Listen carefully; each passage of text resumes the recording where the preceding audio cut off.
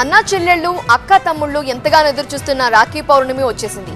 తోబుట్టువుల అనుబంధానికి ప్రతీకగా జరుపుకునే రక్షాబంధన్ ను యావత్ దేశం గ్రాండ్ గా సెలబ్రేట్ చేసుకుంటోంది. కులాలకు మతాలకు అతీతంగా తోబుట్టువులు ఆనందోత్సాహాల మధ్య జరుపుకుంటున్నారు. ఇప్పటికే ఆడబిడ్డల రాకతో పుట్టిళ్లు సందడిగా మారాయి. అయితే రాఖీ కట్టే సమయంపై సస్పెన్స్ నెలకొంది. భద్రకాలం ముగిసిన తరువాత కడితేనే శుభం జరుగుతోంది అంటున్నారు జ్యోతిష్యులు. ఇంతకీ ఏ టైంలో రాఖీ కడితే శుభం? ఏడాదికి ఒకసారి తోబుట్టువుల అనుబంధానికి ప్రతీకగా దేశవ్యాప్తంగా రాఖీ పౌర్ణమిని జరుపుకుంటారు.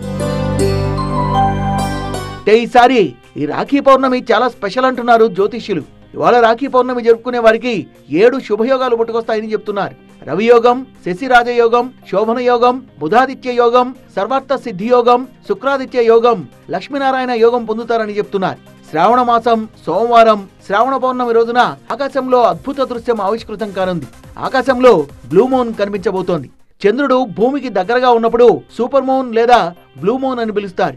సమయంలో చంద్రుడు చాలా పెద్దగా ప్రకాశవంతంగా కనిపిస్తాడు. కొంతమంది దీన్ని సూపర్ మూన్ అని కూడా పిలుస్తారు.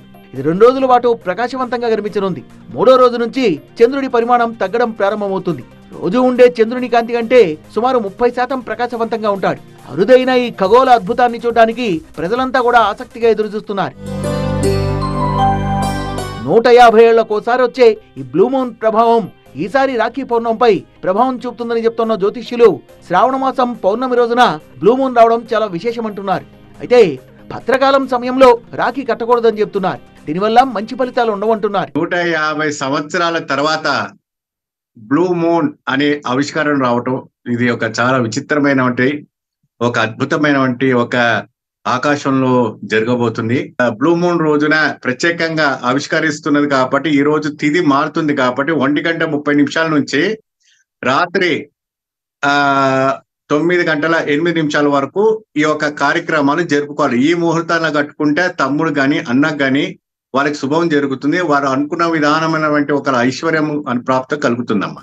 భద్రకాలం ముగిసిన తర్వాతే మంచి ఘడియలున్నాయని చెప్తున్న జ్యోతిష్యులు సంపూర్ణ శ్రేయస్సును కాంక్షిస్తూ సోదరీమణులు తమ సోదరునికి రక్షణ కల్పిస్తూ క్షేమంగా ఉండాలని కోరుకుంటూ రాఖీ కట్టాలంటున్నారు.